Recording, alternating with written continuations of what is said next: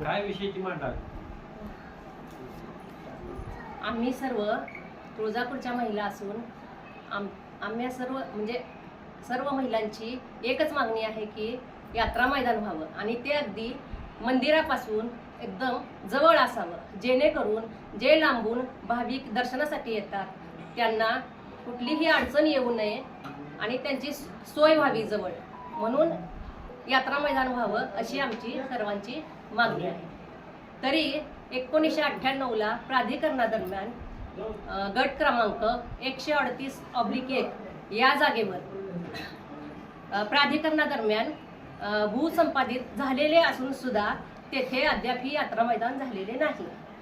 तरी तेथे यात्रा मैदान व्हावं आणि भाविकांची सोय व्हावी अशीच आम्हा सर्व महिलांची मागणी आहे. म्हणून आम्ही येथे सर्व महिला आलेलो आहोत.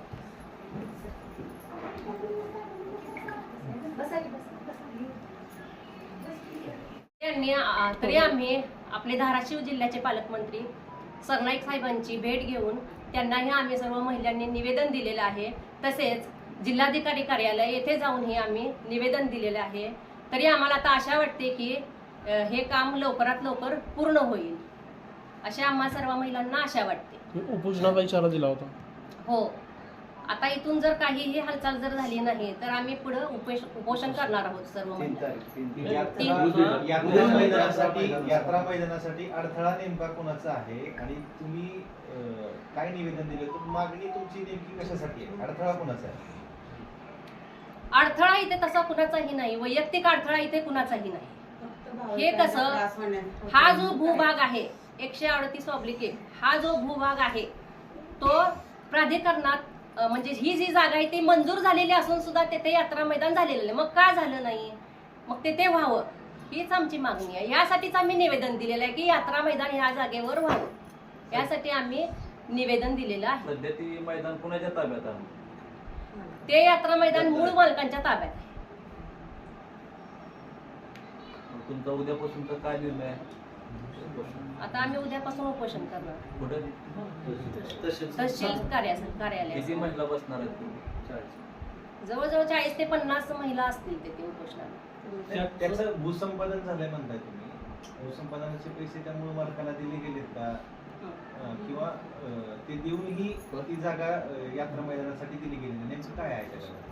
मूळ मालकाशी आपल्याला काहीही तिथे संबंध येत नाही. फक्त आपली मागणी शासनाकडे आहे की शासनाने येथे हे करून द्यावं, यात्रा मैदान करून द्यावं. यात्रा मैदानासाठी थेट उपोषणाला बसताय असं इशारा देत आहे. नेमकं तुमची भूमिकाच कळत नाही. नेमकं एवढं टोकाची भूमिका द्यायची गरज काय? सर, नेमकं टोकाची भूमिका घ्यायचं कारण की ज्याच्यासाठी आपण मागणी केलेलं आहोत आणि आतापर्यंत जे काय तिथं मंजूर होतं की पार्किंगची जागा म्हणून, तर आता तिथं सध्या नाही आहे म्हणून सनी ह्या टोकाला जायचं आहे. कारण आतापर्यंत निवेदन दिलं आणि जे काय महिला आहेत ते सगळ्या महिलांनी जाऊन गाठभेट घेऊन आले, तरी पण त्यांनी शासन मनावर घेईना.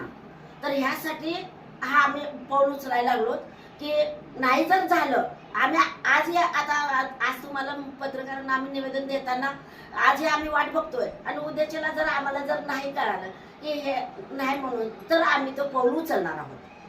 नाही, सध्या ती जागा खुली आहे का? खुली आहे खुली काय, पण त्याच्यामध्ये अजून पार्किंग हे नाही. आमच्यासाठी कुणासाठी नाही आहे की पुजारासाठी नाही का घरगुती कुणाच्या महिलाचं नाही, फक्त भाविकांसाठी आमची हे तक्रार आहे. फक्त भाविकांना त्रास होतो तिथं पार्किंगला तेवढा लांब जा, ये पुन्हा रिक्षा करा, लहान मुलांना आपण लोकांना जे काय त्रास होत आहे ते आम्हाला बघवत नाहीये, म्हणून आम्ही ती मागणी करत आहोत.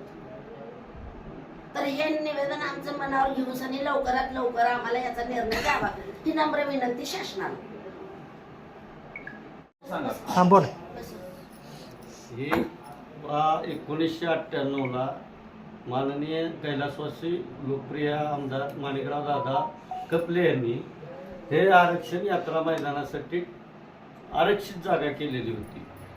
पण ते आरक्षित केल्यानंतर प्राधान्यीकरण पहिल्यांदा स्थापन झाल्यानंतर दादांनी आरक्षण टाकलेलं होतं की भाविकासाठी होणारी सोय आणि उद्याच्याला यात्रा वाढल्यानंतर भाविकाची सोय व्हावी आणि इथून अंतरावर 5 मिनिटाच्या अंतरावर महाद्वार दिसतं देवीचं मंदिर, त्याच्यामुळे हे केलेलं होतं. 98 पासून महाराष्ट्र शासनानं सगळ्या प्रयोजन राबवलं, पण काही कारणास्तव त्याला काय अडथळे निर्माण होत गेले. जी आरक्षित जागा होती काही जण एकत्र येऊन त्याचा मलिदा लाटला, भूखंडाचा श्रीखंड केला. आता तिथं यात्रा मैदान होणं गरजेचं आहे, कारण तुळजापूरचा पूर्ण भाग संपत आला आहे आणि यात्रा मैदानच नाही कुठं शिल्लक. भाविकाचे एवढे हाल आहेत, दसऱ्यात तर भाविकाला एकीकडनं सोडलं जातं, भाविक चौथीकडे निघतो. आता इथं जर उभारलं यात्रा मैदानासमोर तर भाविकाला समोर महाद्वार दिसतं, देवीचं मंदिर दिसतं. आपल्याला कुणीकडनं आणून कुणीकडनं जायची वस्तुस्थिती लक्षात येते. हे भाविकाचा मूळ प्रश्न आहे. आणि अद्यापपर्यंत 98ला ज्या वेळेस आवाड आरक्षण झालं, अद्यापपर्यंत महाराष्ट्र शासनाचं नाव लावलं गेलं नाही. त्याचं डुप्लिकेट PR कार्ड काढून काही प्लॉट शिकले गेले, काही इमारती उभारल्या गेल्या, काही नगरसेवक असल्यामुळं, काय सत्ता असल्यामुळं स्वतःचा भूखंडाचा श्रीखंड त्यांनी केलेला होता. त्यामुळं आम्ही आता सर्व पेपर काढून 1 वर्ष झालं सामाजिक कार्यकर्ते संभाजी नेपते हे लढा देत होते.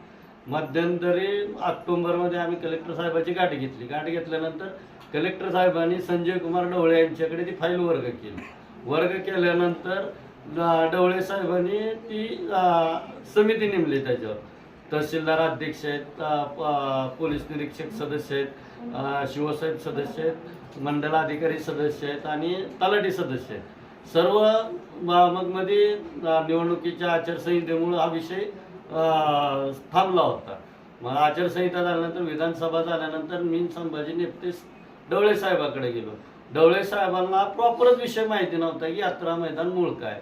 आम्ही नकाशा सर्व पेपर दाखवल्यानंतर त्यांनी 24 डिसेंबरला एक तात्काळ ह्या समितीला एक नोटीस दिली की तुम्ही मला 8 डिसेंबरपर्यंत पूर्ण अहवाल घेऊन सादर करावा.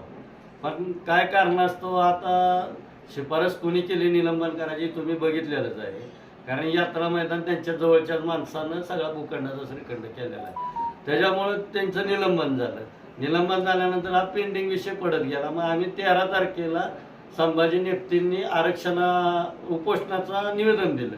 25 तारखेला उपोषणाला बसले. 3 तारखेला पहिल्या सुनावण्या चालू झाल्या. 3 तारीख पुन्हा 20 तारीख, आता ही 3 तारीख. या 3 सुनावणीमध्ये अद्यापपर्यंत विरोधकांकडनं कसलाही सरळ पुरावा आला नाही. आमची महिलांनी एकच मागणी केलेली आहे, सर्व महिलांनी, भक्तासाठी यात्रा मैदान व्हावं आणि उद्याच्याला जी उपोषणाला बसणार आहेत, उद्याचा उपोषणाचा इशारा म्हणजे 98 पासून आज तगायतपर्यंत महाराष्ट्र शासनाचं नाव PR कार्डावर आलं नाही, 7 बाऱ्यावर आलं नाही. ह्याच्यासाठी हे उपोषणाला आणि यात्रा मैदानाचा निकाल आणि अहवाल लवकरात लवकर देऊन तिथं भाविकांसाठी सुलभ शौचालय, निवासी यात्रा मैदान व्हावं ही महिलांची अपेक्षा आहे. सध्या ती जागा आरक्षितच आहे का? आहे की आरक्षित आहे. असा आदेश आहे का आरक्षण उठलेलं आहे? आरक्षण उठायची गरजच नाही. 98ला पहिलं प्राधान्यकरण झालेलं आहे, पुन्हा दुसरं 2018ला प्राधान्यकरण झालेलं आहे. त्याच्यामुळे व्हॅलिडिटी 20 वर्षाची असते. त्याच्यामुळे आरक्षण उठायचा संबंधच नाही. ह्याने आरक्षण कसं उठवलेलं आहे, नगरपालिकेतला ठराव आहे. तुम्हाला आरक्षण उठवायचं म्हणजे कोर्टात जावं लागतं, सरकारच्या विरोधात भांडावं लागतं. ह्याने कुठेही तशी प्रोसिजर अद्याप तरी दिसलेली नाही. आम्ही जेवढे पेपर गोळा केलेले ह्याने कुठं कोर्टात गेले नाही. फक्त एक संभाजीनगरच्या सचिवाचं पत्र आयुक्ताचं हे त्यांनी नगरपालिकेने ठराव पाठवला होता हे आरक्षण रद्द करा म्हणून. पण सचिवाचं म्हणणं त्याच्यावर असं आलंय की आरक्षण रद्द करता येत नाही आणि हा विषय परत घेऊन ये आणि तुम्ही जो ठराव घेतलेला आहे तो ठराव रद्द करावा. त्याने अद्यापपर्यंत ठराव रद्द केलेला नाही. सचिवानं सांगितलेलं की आरक्षण उठवता येत नाही, हा रद्द ठराव तुम्ही करून टाका. त्याने अद्यापपर्यंत ठरावही उठवलेला रद्द केलेला नाही. सध्या किती जागा आरक्षित आहे? 7 एकर 21 गुंठे. भूखंडाचा श्रीखंड केला म्हणून जे आरोप करता तुम्ही, त्यातलं नेमकं काही विक्री वगैरे केलं गेले? भरपूर विक्री केलेली आहे ना. डुप्लिकेट येणे एवढं जोडून त्याला नगररचनाकारच्या अंतिम मंजुरीच दिलं नाही येणेला. भूखंडाचा श्रीखंडच झाला.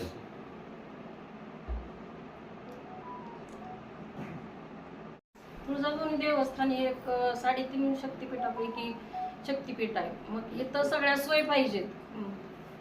हे पण गव्हर्नमेंटने पण काळजी घेतली पाहिजे आणि यात्री मैदान झालं पाहिजे, एवढीच आमची महिलांची इच्छा आहे. एवढ्या दिवस झाले नाही म्हणून आम्हाला महिलांना हे निर्णय घ्यावा लागते आता.